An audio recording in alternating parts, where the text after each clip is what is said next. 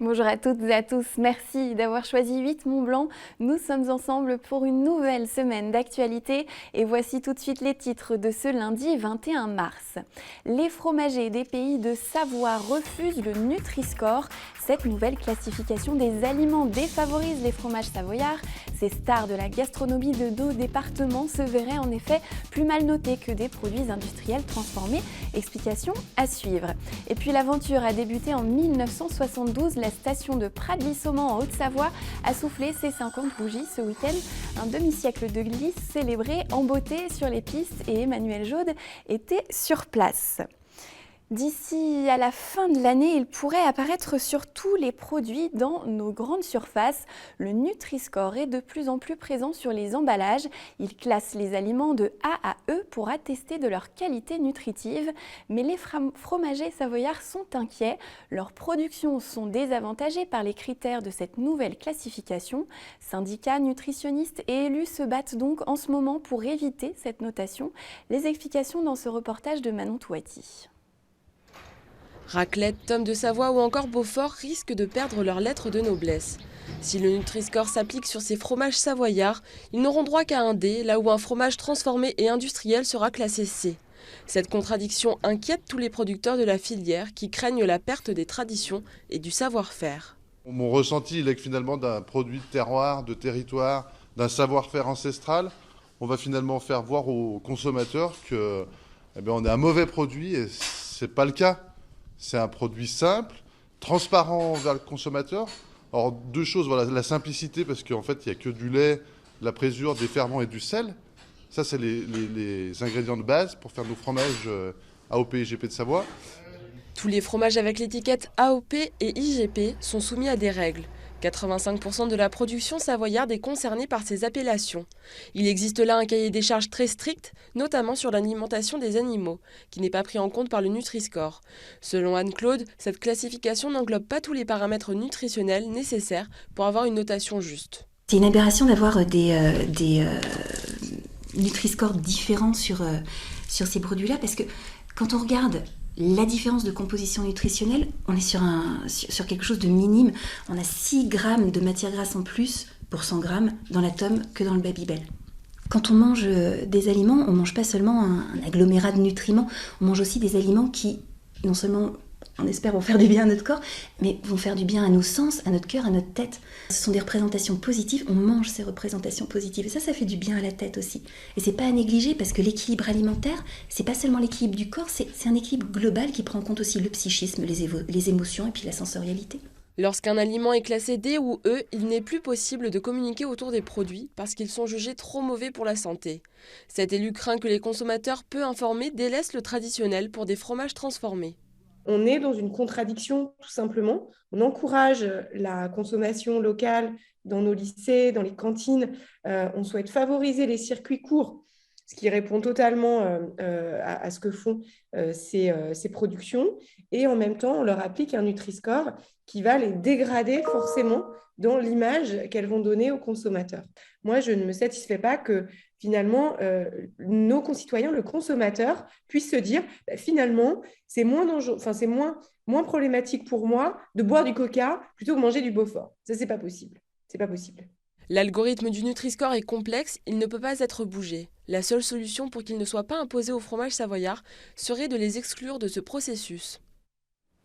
Elles pèsent 42 tonnes chacune. Les 2 poutres qui soutiendront la passerelle au-dessus du Gifre à Marigny ont été posées la semaine dernière.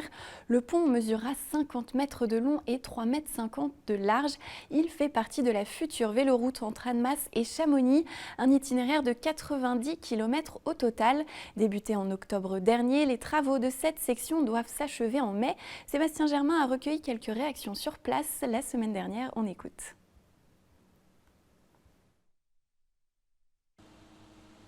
La principale difficulté de ce chantier, c'était qu'on se situe en milieu urbain, à proximité d'une voie SNCF également, avec des fortes contraintes liées à la sécurité des voies ferroviaires. Il a fallu des procédures de sécurité, des autorisations nécessaires, aussi sur la protection des berges et des digues qui sont gérées par le SM3A. Donc ça, c'est vraiment les 3 grosses contraintes du dossier. Et avec cette passerelle et le futur pont que nous allons construire du côté de Régnier traversant l'Arve, eh bien on pourra demain réaliser le rêve qu'on a tous lancé il y a 25 ans autour de Michel Mélan, c'est-à-dire partir de vélo à Genève pour aller jusqu'à Chamonix. Le vélo, la mobilité douce, des voies dédiées pour qu'on puisse être sécurisé, des plus petits jusqu'aux plus grands. C'est vraiment la priorité absolue du plan pluriannuel d'investissement. Et ça se traduit tous les jours en Haute-Savoie par des engagements très forts avec les communes, les intercos pour la réalisation et finir le schéma cyclable de Haute-Savoie. Et puisque nous parlons vélo, la transition est toute trouvée avec mon invité du soir qui vient tout juste d'arriver sur ce plateau. Bonsoir Élise Coutable, merci d'être avec nous. Vous êtes la directrice du CPIE Chablais-Léman. Alors le CPIE, c'est le Centre permanent d'initiative pour l'environnement. Expliquez-nous d'abord ce qui se cache derrière ce petit nom. Comment vous œuvrez au quotidien pour l'environnement, le développement durable ? Alors effectivement, donc CPIE, ça veut dire Centre permanent d'initiative pour l'environnement. C'est un réseau national qui regroupe 80 associations. Donc on travaille toutes sur la préservation de l'environnement et la transition écologique des territoires. Donc il y a tout un volet, ce qu'on appelle éducation à l'environnement, avec des animations au milieu scolaire, des animations en espace naturel. Et puis il y a un volet qu'on appelle accompagnement des territoires, où on travaille là beaucoup avec les collectivités pour développer des projets de transition écologique. Donc ça peut être sur l'éclairage nocturne, la biodiversité, des choses comme ça.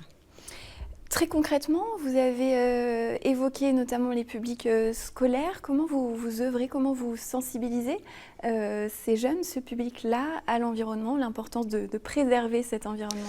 Alors c'est vrai que le jeune public, c'est un public qui est assez facile parce qu'il est très, très curieux, et puis captif aussi, puisqu'on intervient beaucoup à la demande soit des écoles directement, soit des communautés de communes. Donc souvent, nous, on intervient, on vient jamais une seule fois dans une classe, on fait souvent des cycles d'intervention pour pouvoir développer un petit peu, aller au fond des sujets, que ce soit sur les rivières. En ce moment, on a un programme sur les rivières, un programme sur les éco-gestes à la maison. Donc il y a souvent une partie d'apport théorique et puis des parties de cas plus pratiques, de sorties en extérieur. Alors le label CPIE, c'est un label reconnu par l'État, vous l'avez dit, c'est un réseau d'associations. Vous l'avez évoqué également, vous œuvrez en étroite collaboration avec les services publics, les élus, j'imagine aussi. Quels sont les enjeux particulièrement liés donc, à cette biodiversité dans le Chablais ? J'imagine qu'il y a des problématiques spécifiques.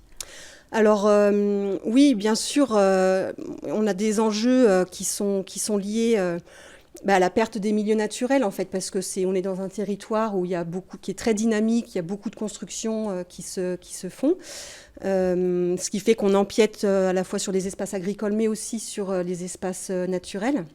Donc là, il y a un gros travail à faire. Et puis, on observe aussi des périodes où la diversité, parce qu'il y a quand même une diversité, une richesse floristique et faunistique qui est importante au départ, avec on a des paysages variés, la montagne, les rivières, les lacs, etc.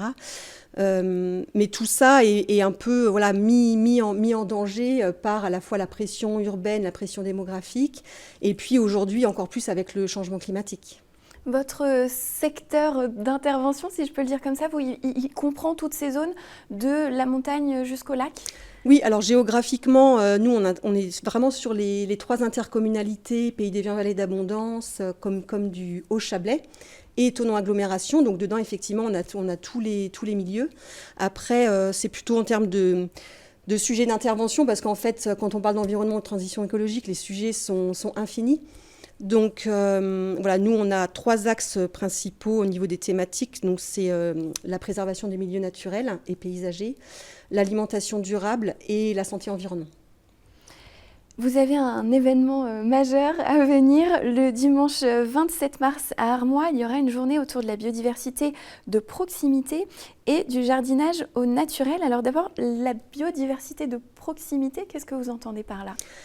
Alors, on précise de proximité parce que souvent, quand on parle de biodiversité, on peut penser aux grands enjeux mondiaux de biodiversité. On voit souvent des images des ours polaires, des espèces rares protégées, etc. Mais nous, on souhaite mettre l'accent sur la biodiversité de proximité parce qu'en fait, c'est celle qui nous entoure au quotidien, mais qui est aussi importante que les espèces emblématiques. Voilà, les herbes folles qu'on peut avoir autour de nous, en ville, dans notre jardin, elles sont aussi essentielles à l'équilibre, quoi. Que va-t-il se passer? Quel est le programme de cette journée spécifique du 27 mars? Alors, c'est un peu notre événement de lancement pour toutes nos actions biodiversité et jardin de l'année.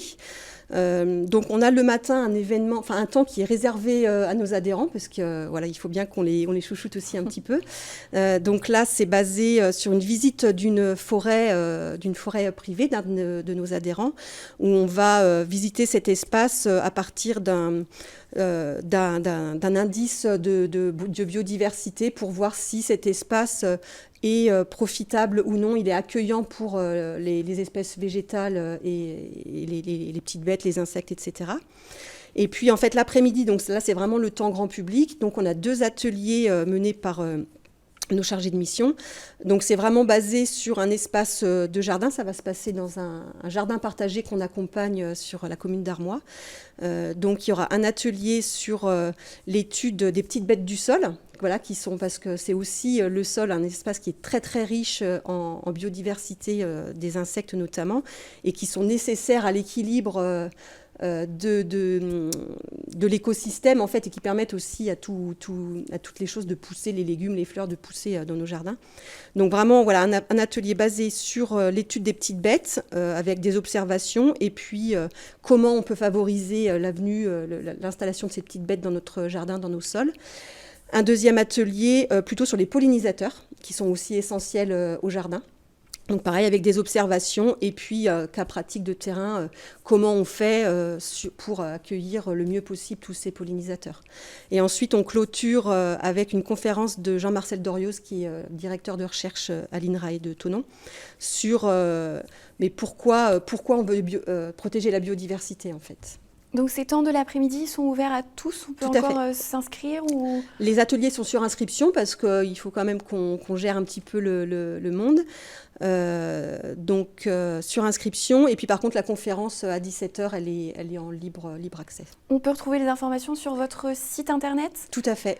cpie-chablais-léman.fr. Parfait, eh bien c'est noté. Merci beaucoup Élise Coutable d'être venue nous voir. Et belle journée donc du 27 mars à vous. À bientôt. Merci bien.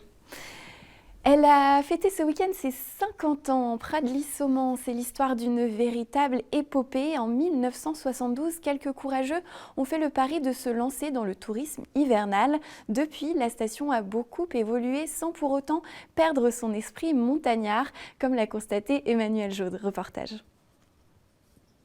Depuis 1972, les skieurs sont chez eux à Pradly-Saumans. En 50 ans, si la petite station familiale a bien sûr évolué pour rester en phase avec les modes et les pratiques de la montagne, l'esprit, lui, est resté le même. Une conception du tourisme à échelle humaine, même si au tout début, il a fallu pas mal d'huile de coude. Avant, c'était archaïque.